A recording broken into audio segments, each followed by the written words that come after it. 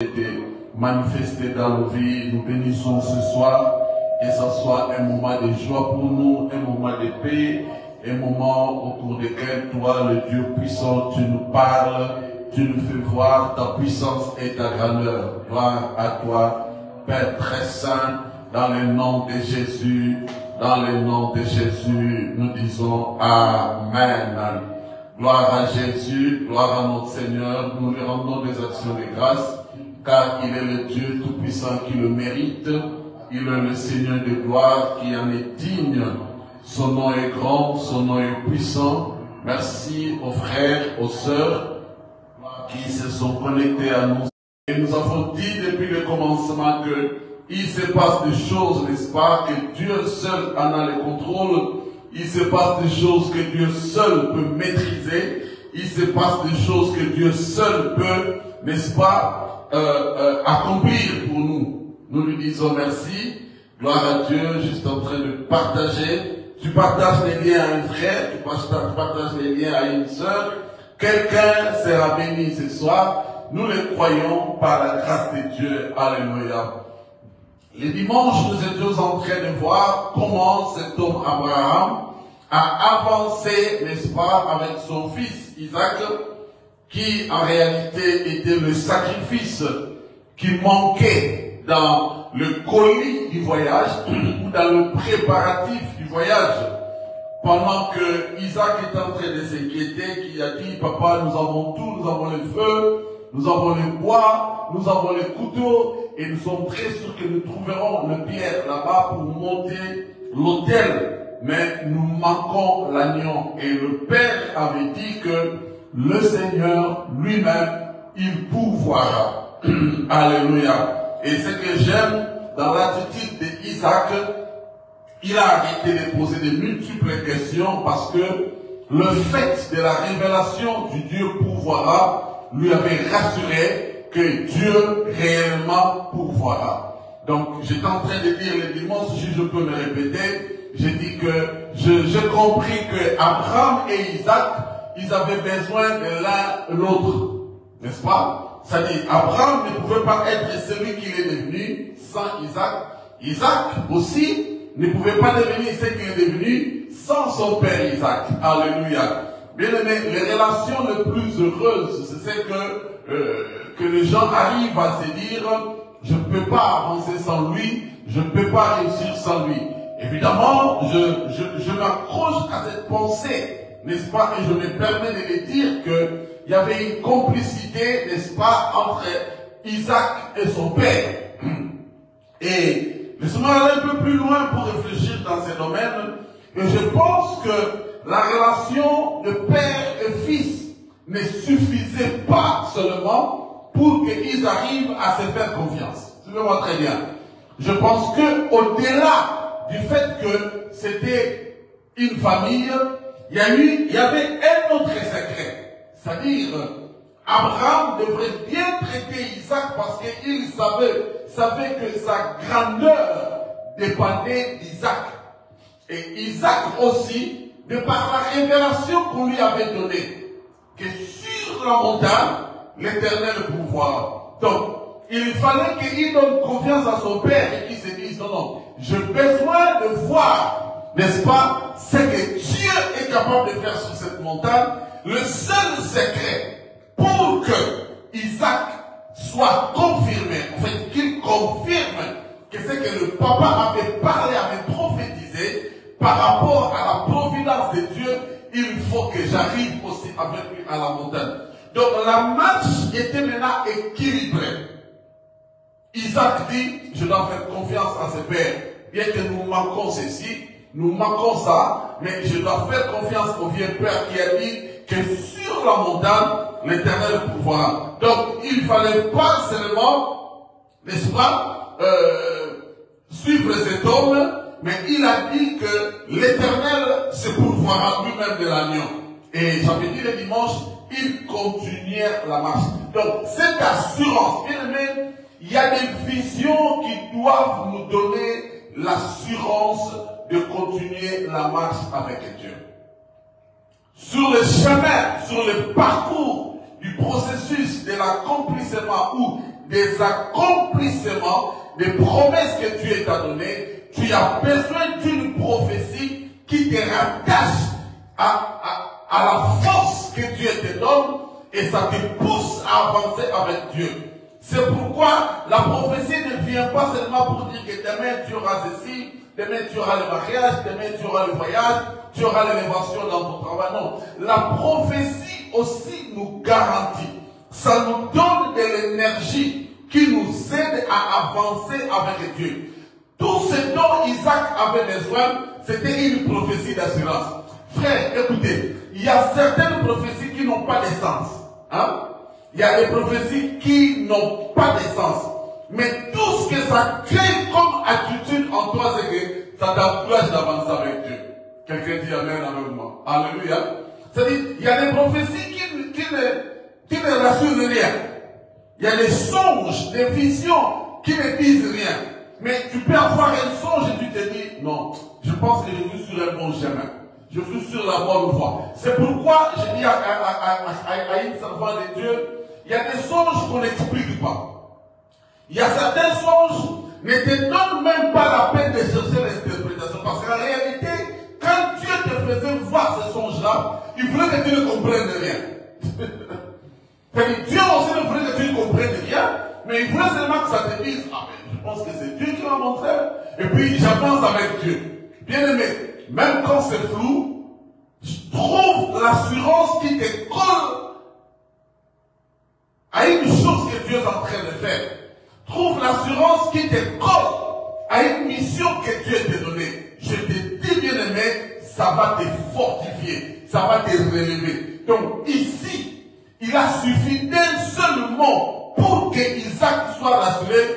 Je continue. Parce qu'il pouvait aussi dire, papa, je reste avec Jean-Robert, ton garde du corps, ou je reste avec tes deux serviteurs, moi je préfère rester avec eux. Mais non, il a dit, non, papa, quand il a dit que mon fils, l'Éternel, pourvoira, et il s'est accroché à cette parole. Il m'a écouté. J'aimerais encore évoquer une chose qui est importante, que parfois, nous n'aimons pas accepter. Tu sais que parfois, tu peux réussir dans la vie chrétienne et tu n'en as aucune force. Mais tu t'es seulement accroché à un homme qui avait la vision, à une personne qui avait la vision, et il t'amène au milieu ou à la place et au lieu des accomplissements des choses qui peuvent impacter ta vie. Quelqu'un dit Amen avec moi. C'est-à-dire, Isaac ne connaissait rien. Il n'avait aucun secret et il n'avait aucun projet de ce qui allait se passer sur la montagne. Tout ce qu'il avait, c'est faire confiance à l'homme de Dieu. Église, écoutez-moi. Parfois, dans nos églises, nous avons des chrétiens qui manquent la vision parce qu'ils ne s'accrochent pas à la vision de l'homme de Dieu. Serviteur de Dieu dans une église, tu travailles avec ton pasteur, mais tu dois faire confiance à son appel. Tu dois faire confiance à sa mission. Tu dois faire confiance à sa vision. Bien, les gens comme des Josué, ils n'avaient pas entendu Dieu au début. Les gens comme des Élisée, ils n'avaient pas entendu Dieu au début. Mais il a fallu qu'ils fassent confiance à l'homme de Dieu et qu'ils marchent avec l'homme de Dieu. Jusqu'à arriver à un certain lieu que seul le papa spirituel connaissait le secret. Que seul le père spirituel connaissait l'impact. Mais le fils a fait confiance à son père et il a marché. Bien aimé, ne cherche pas à trop calculer parfois. Fais seulement confiance à l'homme qui porte la vision de ta vision. Alléluia. Il y a des hommes de Dieu qui sont porteurs de vision des gens. C'est-à-dire, quand tu es avec lui, il t'amène dans une bonne direction. Isaac, il a fait confiance à son père spirituel. Parce que là, il n'était pas seulement son père biologique. Parce que s'il fallait fonctionner en père biologique, Isaac devait rester. Maintenant là, il a fonctionné spirituellement. Il a dit, non, non. Il y a une dimension dans laquelle je suis en train d'entrer. Si je continue à fonctionner comme Isaac, le frère d'Ismaël, je ne réussirai pas. Si je continue à fonctionner comme le fils de ma mère, Sarah, je ne réussirai pas. Ici, je dois me comporter comme un disciple. Parce qu'un Un disciple, il ne discute pas avec son père spirituel. Quand le père spirituel dit, tu vas prêcher demain, il va prêcher. Tu prêches dans 20 minutes, il va prêcher. Tu prêches dans 10 minutes, même s'il va préparer la prédication, il va prêcher. Mais le fils biologique, il va expliquer. Tu fais ça très bien. Le fils biologique, il va donner des idées. Non, papa, tu sais qu'on est réveillé avec toi à la maison, maman n'avait pas préparé, je n'ai pas pu aller à l'école. Ça dit, sa nature de fils biologique. Allez faire que non, de toute façon, c'est papa. Même si je ne fais pas, mais papa va comprendre. Même si je ne parle pas, papa va comprendre. Mais Isaac est entré dans une autre dimension. Bien aimé dans le Seigneur. Il y a une percée que tu n'auras jamais quand tu continueras à se comporter comme le fils biologique de ton père. Quelqu'un m'entend? Écoutez, ma soeur, tu peux être marié à un visionnaire. C'est-à-dire, si tu te dis que tu es sa femme, tu n'es que sa femme. C'est-à-dire, tu ne réussiras pas dans le ministère. Mais si tu te dis, non, non, non, ici, là, je ne suis pas sa femme, ici, je suis sa fille spirituelle. Pareil avec les hommes qui sont mariés aux femmes qui ont une vision. C'est-à-dire, tu dois te dire, ici, je ne peux pas être son mari. Ici, je suis son fils spirituel. Car bien même que c'est ma femme. Pareil avec des églises où c'est le fils du pasteur qui joue au CD, c'est le fils du pasteur qui est l'assistant. Isaac, il a détruit sa position de fils biologique. Parce que le fils biologique pouvait discuter. Papa, j'ai l'enfance avec toi, mais c'est pas papa. Tu es malade, papa. Mais papa, tu es con. Et surtout si Isaac était ivoirien. Et papa, il y a quoi même? Il ne peut pas aller. Si Isaac était ivoirien de Yopougo, il y a papa, il faut arrêter. Il n'y a pas de fille, papa. On ne va pas avancer, il faut arrêter. Donc Isaac, il s'est comporté comme le fils spirituel. Parfois, pour accéder à ta destinée, tu dois briser une position qui peut t'empêcher d'avancer. Isaac, il a activé le monde fils spirituel. C'est-à-dire, là maintenant, il ne méritait aucun héritage. Parce qu'il n'était plus fils biologique, il est devenu fils spirituel. C'est ce qui l'a aidé à entrer maintenant dans la vision de son père. Parce que, sur la montagne, l'Éternel pouvoira. Là, ce n'est pas les enfants biologiques qui avancent. Là, c'est les disciples qui avancent là-bas. Alléluia. Parce que même les serviteurs devraient rester parce qu'ils n'allaient pas, n'est-ce pas, avoir le courage de fonctionner comme des fils spirituels. Quelqu'un m'entend ce soir? Oh, mon micro me fait des bruits, excusez-moi. C'est-à-dire qu'il a fallu que Isaac puisse activer le monde du fils spirituel. Parce que là maintenant, il devait voir les choses spirituellement. Bien aimé, dans chaque dimension de la vie, tu as des possibilités. Tu peux continuer à avancer avec tes yeux physiques. Tu vas échouer. Mais il arrivera des moments dans ta vie, tu dois avancer comme un fils spirituel, comme un homme spirituel. Homme de Dieu, même dans les églises, dans le leadership, il y a des moments où tu considères les gens comme tes petits frères, comme tes amis, parce qu'on peut aussi avoir un fils spirituel qui soit un ami. Mais quand on arrive à une dimension des choses, il y a une nature qui doit être brisée pour que la nature spirituelle augmente. Est-ce que l'église m'entend ce soir? Donc voilà, c'est tout ce que je suis en train d'expliquer. En fait, Isaac, il a compris. Je n'avance plus comme les serviteurs ou comme les fils biologiques, j'avance comme le fils spirituel. Alors, il a commencé à voir des choses dans la spiritualité. Et ils ont commencé à avancer. Nous sommes au chapitre 22, du verset 29e, du verset 9e. Au verset 9e, pardon. Lorsqu'ils furent arrivés au lieu que Dieu lui avait dit, Abraham y éleva un autel.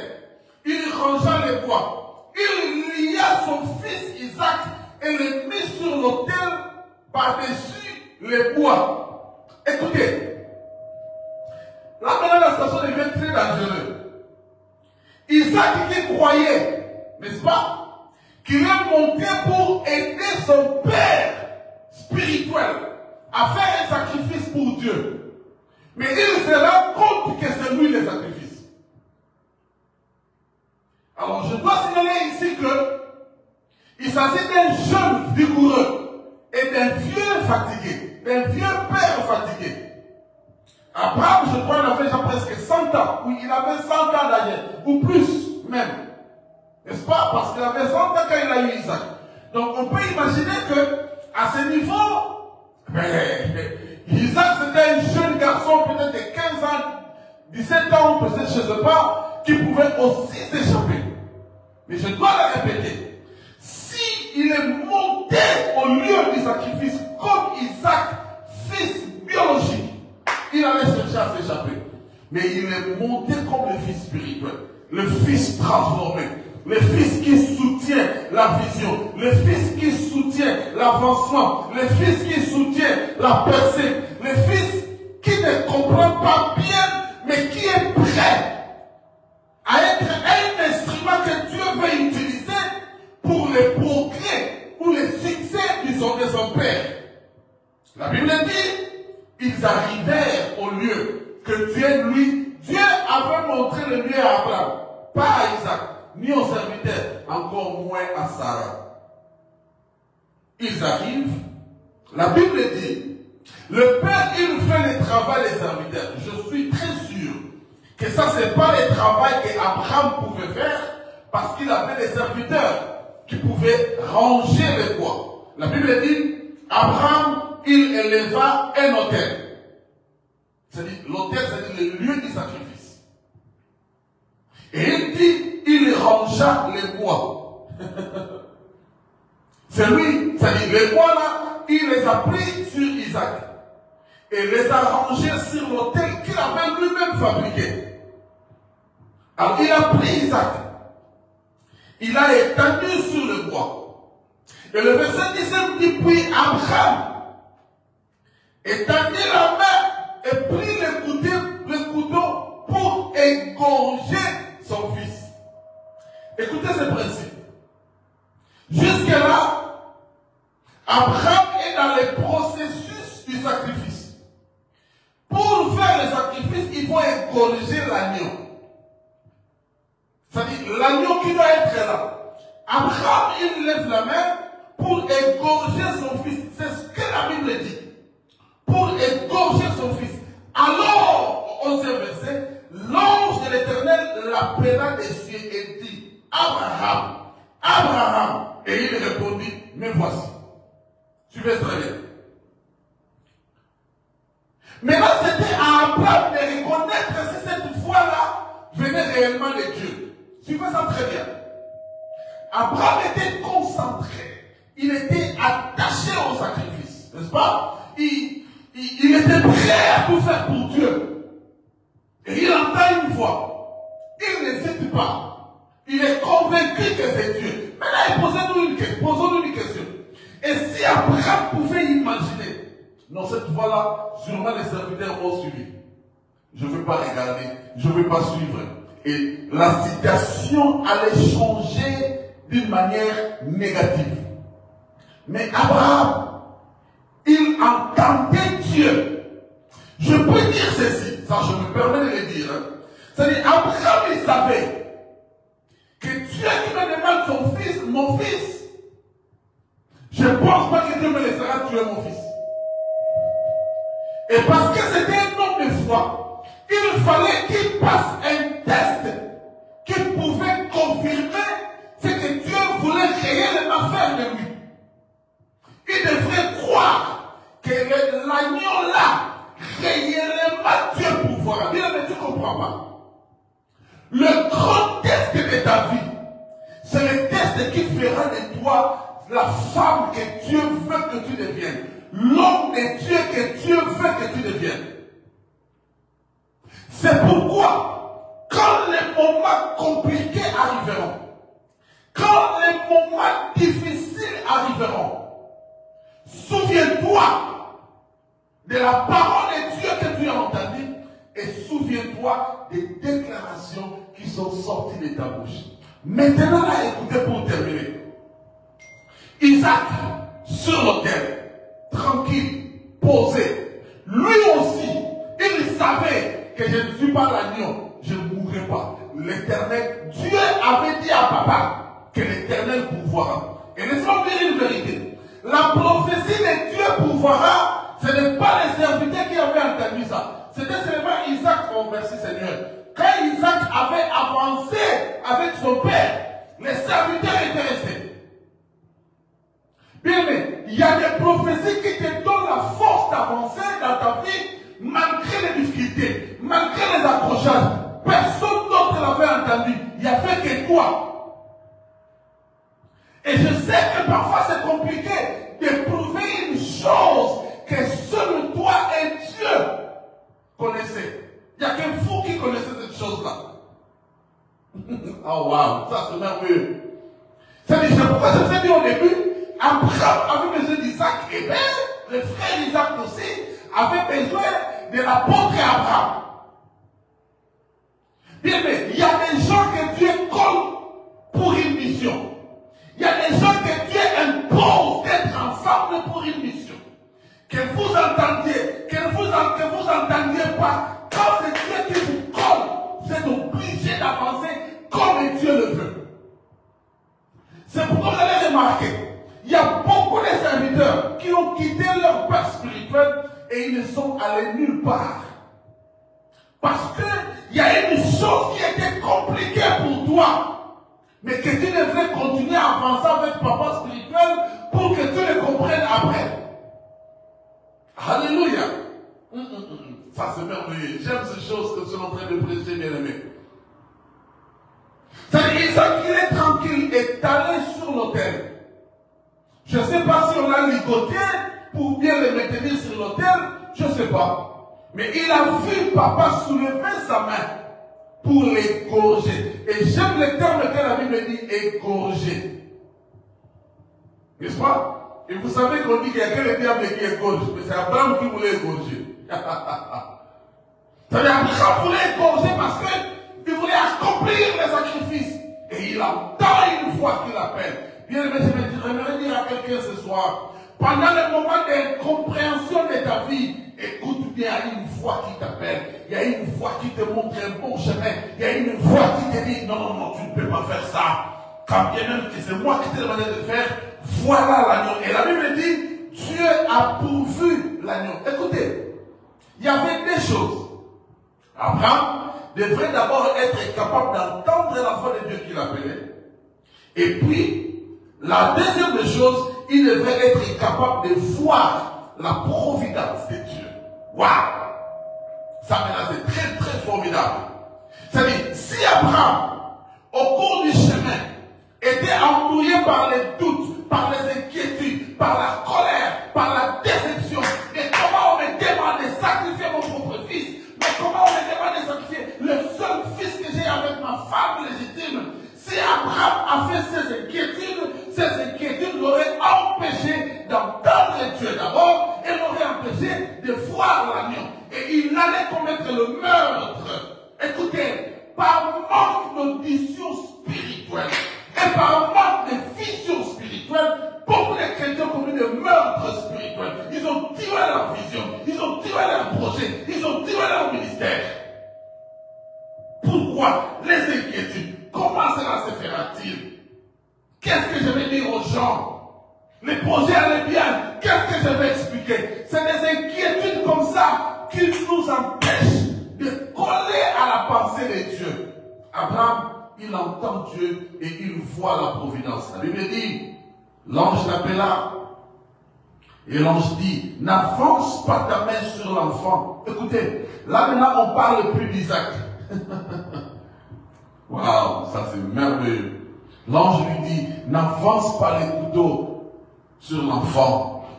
Ne lui fais rien, car je sais maintenant que tu crains Dieu. Waouh, waouh.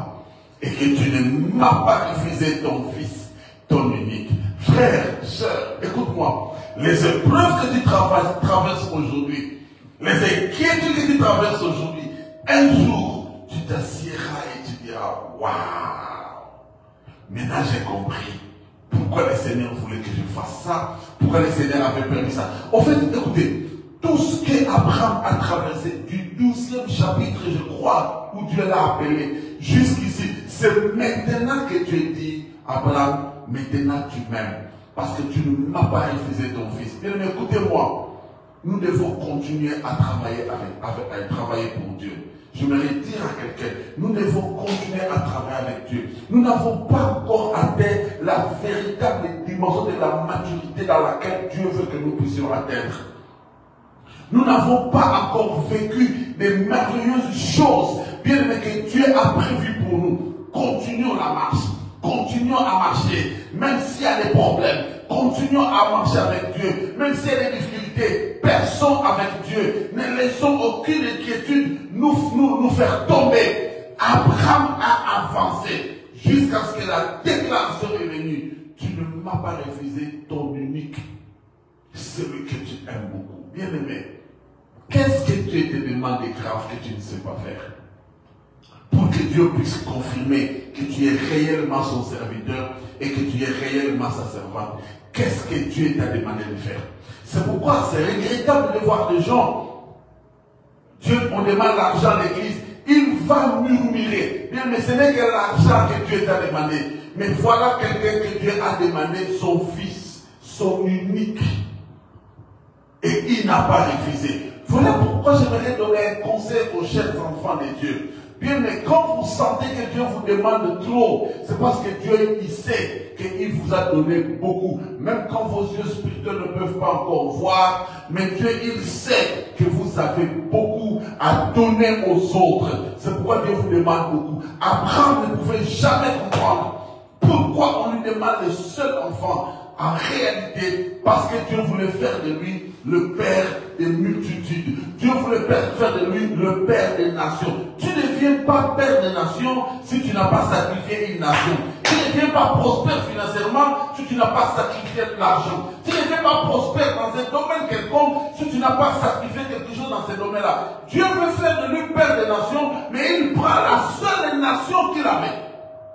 Le seul enfant qu'il avait. Dieu les ravit. Bien, mais parfois tu sens que Dieu te prend trop. Il te prend tout ce que tu as. La Bible dit, à celui qui a, on ajoutera. Bien, mais si tu as quelque chose, Dieu fait encore ajouter. Mais si tu n'as rien, Dieu ne te demandera rien. D'ailleurs, on prendra même le rien. C'est-à-dire qu'on enlève zéro. C'est très dangereux. Tu ne sais même pas être moins un, parce que quand on enlève zéro, le calcul est perturbé. Je viens dire à un enfant de Dieu, Dieu veut faire de toi quelqu'un. Dieu veut t'amener quelque part. Mais il veut que tu accomplisses le sacrifice. Que tu sois en mesure de l'entendre. Mais les difficultés de la vie détruisent des choses. Les inquiétudes de la vie détruisent la vision et ça détruit l'oreille.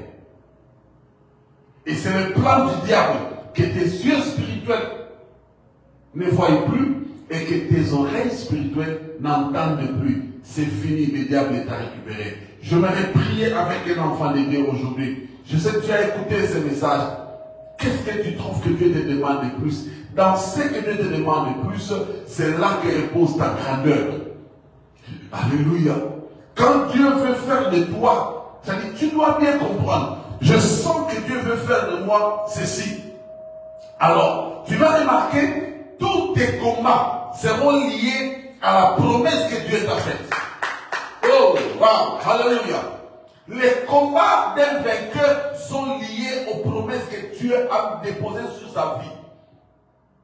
C'est-à-dire, quand tu découvres que tu as des combats liés à tes promesses, tiens bon. Dieu dit à Abraham, tu seras père des nations. D'abord, il doit chasser Isaac. Non, pardon, il doit chasser Israël. Mais attends, comment serais-je père des nations? Le petit que je viens d'avoir, malgré les moyens, n'était pas bon. Je dois encore le chasser. Écoutez, ce n'est pas seulement Sarah qui a dit à Abraham de chasser Isaac. C'est Dieu qui a confirmé à Abraham. Dieu dit à Abraham, écoute Sarah. Écoute ta femme, il faut chasser ce garçon-là. Et il a chassé.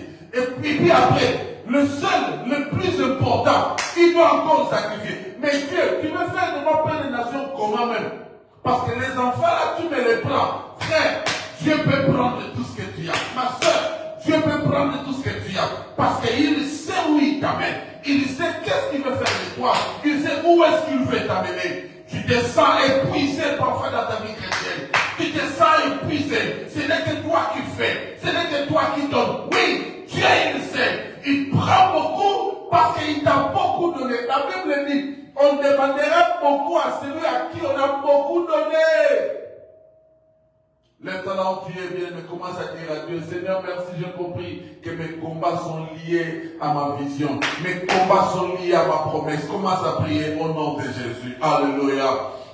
Seigneur, ne nous laisse pas tomber, ne nous laisse pas être abattus, Seigneur, parce que nous avons compris que nos combats sont liés aux promesses que tu nous as données. Les combats d'Abraham étaient liés aux grandes promesses que tu lui as données. Seigneur, aide-nous à avancer avec toi. Seigneur, aide-nous à percer avec toi. Je prie que tu donnes la force et le courage à celui qui me suit ce soir. Que tu donnes la force et l'onction à celui qui me suit ce soir. Celui qui doit suivre un père spirituel. Seigneur, je prie que tu lui donnes l'onction et le courage de ne pas regarder les circonstances, de ne pas regarder les choses qui manquent, mais de s'accrocher à la parole que l'Éternel pourvoira à son lieu et à son temps. Je prie pour mon frère, je prie pour ma soeur qui avait envie d'abandonner la vie chrétienne, qui voulait abandonner ce projet-là, parce qu'il doit trop se donner, il doit trop s'impliquer. C'est lui qui doit faire, c'est lui qui doit supporter, c'est lui qui doit améliorer. Seigneur, je prie que tu les fortifies, ou que tu la fortifies dans le puissant nom de Jésus. Celui que tu as appelé au ministère, qui travaille avec un père spirituel, c'est lui qui doit modérer, c'est lui qui doit prêcher, c'est lui qui doit aller à l'église avant, c'est lui qui donne tout. Je te prie, Seigneur, d'encourager un serviteur comme ça, qui traverse ces moments choquants, ces moments difficiles, parce que Seigneur, tu l'amènes en Morija, le lieu des accomplissements, dans les puissants et glorieux